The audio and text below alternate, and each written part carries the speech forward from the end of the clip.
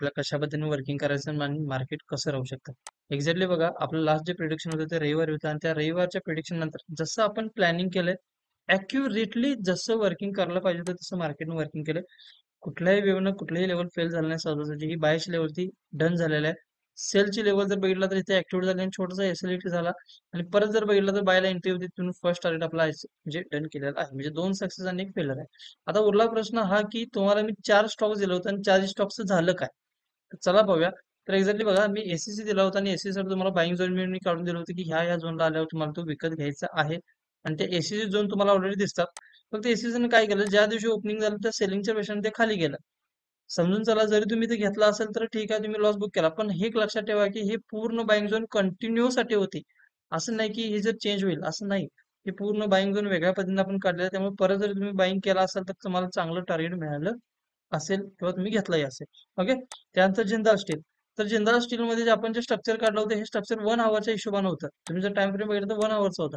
तर त्या हिशोबाने बघा, ब्रेकआउट झालं. हा एसएल आपला हिट नाही, कारण आपण क्लोजिंगच्या खालीच एसएल हिट देतो. तर ही सिस्टीम आपली एसएल मर्ज म्हणून आहे, जे बऱ्याच जणांना कल्पना असेल, बऱ्याच जणांना नसेल. बिकॉज तुम्ही लर्निंग केल्याशिवाय तुम्हाला काहीतरी समजून नाही येणार. त्यामुळे हे आपलं पूर्ण टार्गेट डन आहे. ओके. परत 15 मिनिटावर जाऊन तुम्ही जर कोल इंडिया जर स्टॉक्स बघितला तर कोल इंडियाचा पण जो स्टॉक्स होता, त्या कोल इंडियाच्या स्टॉक्सला पण काय झालं, मार्केट अननेसेसरी पहिलेच कॅन्डल जोरात फेलियर केली, काही हरकत नाही. पण ज्या वेळा परत त्या झोनला गेला त्यावेळेला बाईंग झालेले आहे. इथून बघा अप साईडच चालू आहे. फक्त कोल इंडिया जर तुमची पोझिशन तुम्ही आता घेतला असेल, फक्त ते थोडंसं प्रॉफिट मध्ये बुक केलं तर चालेल. त्यानंतर हा स्टॉक्स, ह्या स्टॉक्सला जर तुम्ही बघितला तर ह्या स्टॉक्सने आपलं कव्हर केला. एक बाईंग झोन आणि दोन बाईंग झोन, असं तुम्हाला 2 बाईंग झोन सांगितलं होतं मी. आणि एका बाईंग झोनला येऊन टॅप करून जोरात खाली, कारण त्या दिवशी जरा सेलिंगचं प्रेशर जास्त होतं. तिथून खाल्लेला, तिथून वर गेला. पण दुसऱ्या दिवशी परत ह्या झोनला ओपन झाला आणि परत मार्केटनं वर गेलंय. एक्झॅक्टली बघा, 1410 नंतर 1480 रॅली, म्हणजे टोटल 70 पॉईंटची रॅली आपल्या प्रिडिक्शन आपण दिलेला आहे. विचार करा, हे प्रिडिक्शन आपण मार्केट क्लोजिंग असताना केलं होतं की ह्या झोन बाईंग आहे आणि असं वर्किंग करेल. कसं अॅक्युरेटली वर्क केलं आणि कशा पद्धतीने वर्किंग केलंय, हे फक्त अनालिसिसच्या कन्सेप्ट आहेत किंवा अनालिसिसचं हे नॉलेज आहे. फक्त ह्या ट्रेडिंगमध्ये येताना तुम्हाला नॉलेज घ्यायची गरज आहे. जर नॉलेज नसेल तर तुमचं सगळ्यात तरी फेलच होणार. नॉलेज घ्या, नॉलेज घेऊन शिका. स्टार्टिंगला फेलियर सक्सेसच्या गोष्टी दिसतील, पण थोड्या दिवसांनी तुम्हाला अॅक्युरेटली सगळ्या गोष्टी तुम्हाला समजून येतील की आपण कशा पद्धतीने मॅनेजमेंट करायला पाहिजे. ओके. आता उरला प्रश्न उद्यासाठी. आणि दुसरी गोष्ट, आपण माझी बँक निफ्टी बघितलं, निफ्टीचा व्ह्यू बघायचा फक्त राहिला. तर निफ्टीचा पण व्ह्यू होता बघा, बाईंग झोन होता. एक तर ह्या जो खाली बाईंगला किंवा ह्या ठिकाणी बाय कॉल. तर एक्झॅक्टली इथून बाईंगला बसून मार्केट आपलं पहिलं टार्गेट डन केलं. उरला प्रश्न, हा नो ट्रेडिंग होता, हा पण बाईंग होता आणि इथून पण मार्केटनं आपलं टार्गेट डन केलाय. आपण ज्या पद्धतीने प्लॅनिंग केलंय, ऑल पद्धतीनं मार्केटनं वर्किंग केलं. स्टॉक्स मध्ये 4 मध्ये एकच फेल आहे, 3 सक्सेस आहेत. इथं पण बँक निफ्टी मध्ये 2 सक्सेस झाले, 1 फेल झाला आणि निफ्टी मध्ये कुठलाही फेलियर नाहीये. जे पण आहे सक्सेस रेशो आहे. ओव्हरव्ह्यू जर बघितला तर 6 ते 7 ट्रेड सक्सेस आहेत आणि 2च फेलियर आपल्याला दिसून येतात. ओके. तर हे आपलं होतं प्रिडिक्शनचं रिझल्ट. आता सुरुवात करूया आपल्या प्रिडिक्शनला. तर एक्झॅक्टली बघा, आपल्याला उद्या साईडला काय करायचं, तर उद्या तुम्हाला जे आपण ट्रेडिंग करायचं ते बाईंग साईडला करायचं. इथे कुठल्याही झोनला सेलिंगचं प्रेशर नाही, कुठलंही मार्केट खाली येऊ शकलं असं कुठलाही सेलिंग झोन नाही आहे. त्यामुळे इथून तुम्हाला पूर्ण बाईंग साठी ऍक्टिव्ह राहायचं आहे. समजून चला, जरी मार्केट खाली आलं तरी तुम्हाला ह्या झोनला बाईंगचाच विचार करायचा आहे. उद्या निफ्टीमध्ये फक्त तुम्ही ट्रेडचे विचार करून ते बाईंग साठीच राहणार आहेत. सेलिंगला कधी विचार करणार आहे, ज्या वेळा तुम्हाला मार्केट इथे कुठं कुठं सस्टेन होताना दिसेल त्याच वेळा सेलिंगला विचार करायचा आहे. अन्यथा तुम्हाला बाईंग साईडलाच विचार करायचा आहे. एकतर ह्या ठिकाणी तुम्हाला जरा सेलिंगची ऑपॉर्च्युनिटी आहे, तुम्ही इथे सेलिंगचा जरा असं विचार करू शकता. पण जर मार्केट सस्टेन झालं तरचा प्रश्न. ओके. हे एक निफ्टीचा छोटासा व्ह्यू. जस्ट समजून चला, जरी मार्केटने फेलियर दाखवलं किंवा गॅप डाऊन ओपन केलं, तर गॅप डाऊनच्या कन्सेप्टमध्ये तुम्हाला कुठला जे बसायचं आहे, तुम्हाला कुठला ह्या झोनला बसायचा आहे आणि इथून तुम्ही हे पहिलं टार्गेट कुठलं घेऊ शकता. ओके. जस्ट तो एक छोटासा पुढचा ट्रेड आहे आपला, ते तुम्ही बसला तर बघू शकता. अन्यथा माझ्या हिशोबाने असं वाटतं की मला इथे इथूनच तुम्हाला कॉल साईडला मोठी मुवमेंट दिसून येऊन जाईल किंवा उद्या मार्केट कॉल साईडला जाईल. पण चुकून जर गॅप डाऊन झालं तरच्या त्या गोष्टी आहेत. ओके. पण आपल्या दोन्ही गोष्टी माहीत असणं खूप गरजेचं आहे. कारण आपण ट्रेडिंग करताना दोन्ही साईडनं वर्किंग करायचं आहे. एक तर एक व्ह्यू ठेवून कधीही ट्रेडिंग मध्ये चालत नाही आपल्याला. आणि जर समजून चला, तुम्ही त्याच्यावर एक तर एक व्ह्यू ठेवून जर ट्रेडिंग केलं तर 100% तुमचं नुकसान होणार आहे. मग ट्रेडिंगला दोन्ही बाजून विचार करायचा, ह्या दोनच्या वर सी आणि ह्या दोनच्या वर पी. म्हणजे ह्या दोनच्या खाली पी राहणार आणि ह्या दोनच्या वरती सी राहणार. जे पण मी विचार करणार तिथे सी साईडचा विचार राहणार आहात. ओके. त्यानंतर आपण पाहूया, चला बँक निफ्टीमध्ये कशा पद्धतीने वर्किंग करायचं. तर बँक निफ्टीमध्ये एक छोटीशी ट्रेड लाईन बनलेला आहे आणि हा एक फ्लॅग पॅटर्न बनण्याचा प्रयत्न होत आहे म्हणजे बँक निफ्टीमध्ये. समजून चला, ऑलरेडी हे 3 टप्पे टच केले आहेत आणि जर समजा ह्या लेवलला टच करून जर मार्केट खाली आलं आणि ह्याला परत ब्रेक केला तर तुम्हाला मोठं टार्गेट बँक निफ्टीमध्ये दिसून येऊ शकतं. पहिल्या टार्गेट आणि सेकंड टार्गेट तुम्हाला सहज अचीव्ह करताना दिसून येऊ शकतं. हे ब्रेक केल्या केल्या तुम्हाला परत एक कॉल साईडची एंट्री मिळू शकते. तुम्ही परत ती एंट्री घेऊ शकता. ऑलरेडी आपली इथे एंट्री झालेलीच आहे. पहिलं टार्गेट डन दिलेलंच आहे आणि सेकंड पण उद्या माझ्या हिशोबाने देऊ शकतं. तर ह्याला ब्रेक केलं तर तुम्ही परत एंट्री करू शकता. ओके, हा एक निफ्टी आणि बँक छोटासा व्ह्यू होता. जर तुटला बसायला तर ही एक लेवल पुढची आहे आणि ही एक लेवल आहे पुढची 48,289. दोन्ही झोनला आपण पुढचा विचार करू शकतो. पण अग्रेसिव्ह आता आपण जे ट्रेडिंग करणार ते बाईंग साईडलाच करणार आहे. त्यामुळे जे पण तुम्ही ट्रेड घ्याल, जे पण वर्किंग तुम्ही कराल, हे फक्त आणि फक्त बाईंग साईडलाच राहायला असायला हवं. ओके, हा झाला एक निफ्टी आणि बँक निफ्टीचा व्ह्यू. आता आपण इंटरेस्टिंग गोष्ट अशी आहे की आपण तुम्हाला हे पण सांगितलं की आपण दररोज गोल्डचा आणि सिल्वरचा ट्रेड पाहणार आहोत किंवा गोल्डचा आणि सिल्वरचा आपण अनालिसिस करणार आहोत. तर गोल्ड आणि सिल्वरचं जे अनालिसिस आहे त्या गोल्डच्या आणि सिल्वरनुसार तुम्हाला अनालिसिस सांगतो. एक्झॅक्टली बघा, हा बाईंग झोन होता. बाईंगने परफेक्ट पहिलं टार्गेट आणि सेकंड टार्गेट आपलं डन केलं. थर्ड टार्गेट फक्त देऊ शकलं नाही कारण मार्केट त्या लेवलला सस्टेन नाही. अजून एक इंटरेस्टिंग गोष्ट बघा, आपण बाईंग झोन इथं काढला होता म्हणजे आपलं प्रिडिक्शन जे होतं ते ह्या दिवशीच होतं. तर या ठिकाणी पण तुम्हाला बायला मी सांगितलं होतं आणि बायला पण अॅक्युरेटली वर्किंग केलंय. पहिलं टार्गेट पण दिलं आणि इथं पण बायला वर्किंग केलंय.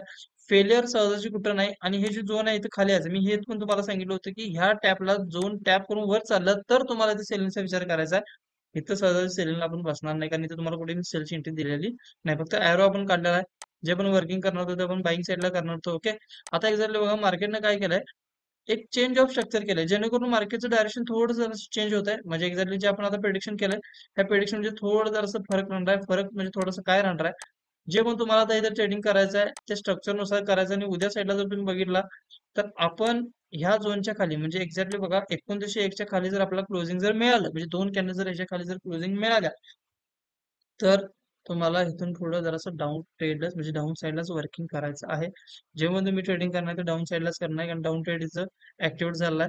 ओके, आणि एक्झॅक्टली बघा हा एक लेवल आहे जे तुम्हाला डाऊन ट्रेडला चांगला ट्रेड मिळू शकतो. म्हणजे इथं सेल घेऊन तुम्हाला इथे पण टार्गेट चांगलं मिळू शकतं. जस्ट ह्याच्या पण खाली जर गेलं तर तुम्हाला ती पण लेवल दिलं जाईल. ऑलरेडी आपल्या ग्रुपला मेन्शन केलं जाईल. जर तुम्ही आपल्या ग्रुपला जॉईन नसाल तर एसी फॉरेक्स ह्या नावाचा ग्रुप आहे. त्या ग्रुपला नक्की जॉईन करा. तुम्हाला लेवल्स वगैरे मिळून जाईल.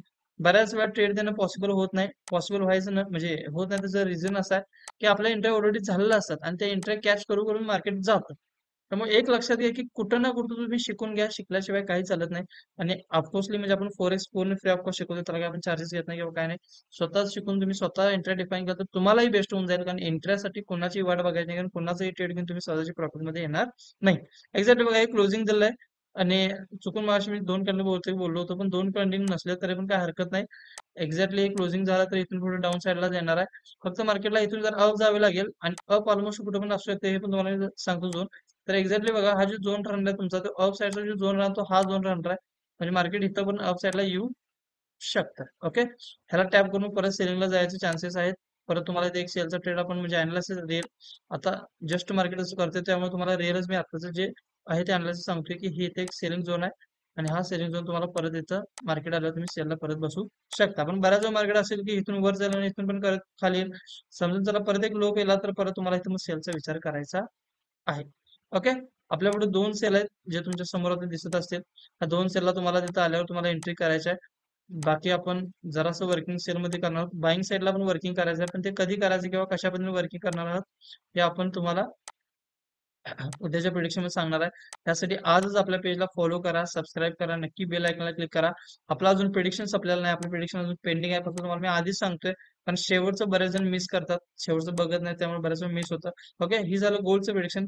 आता आपण पाहायचं आहे सिल्वर मध्ये प्रिडिक्शन कारण आपण गोल्ड सिल्वर अजून पण आपण बऱ्याच गोष्टीकडे प्रिडिक्शन करणार आहोत. फक्त वेळ द्या प्रोसेसिंगसाठी. इथं बघा एक्झॅक्ट बघा सेलिंग झोन काढला होता अॅक्युरेटली कसा वर्किंग केलाय. आता जस्ट मार्केटने तर परत ब्रेक केलाय. आता परत एक सेलिंग झोन निघतो आणि परत जो सेलिंग झोन निघतो बघा तो सेलिंग झोन हा आहे आणि इथे तुम्हाला ज्यावेळेला मार्केट परत येईल त्यावेळेला परत तुम्हाला इथे सेलला बसायचं आहे. बिकॉज ऑलरेडी ते सेलचं होतं आणि टीपी आणि पहिला टार्गेट आपलं डन झालेला आहे. काही हरकत नाही. पण परत मी सेल इथं वाढवतोय आणि परत आपलं जे टार्गेट आहे ते इथे धरतोय आणि हे इथं परत सेल परत हे तुम्हाला टार्गेट असेल आणि एक्झॅक्टली ही लेवल असेल. Okay, done. म्हणजे आपण एक्झॅक्टली बघा आता परत एक सेलचा विचार करतोय. सेल फक्त वरती जायचा विचार करतोय. वरती गेला की तुम्हाला परत इथे सेलला बसायचं आहे.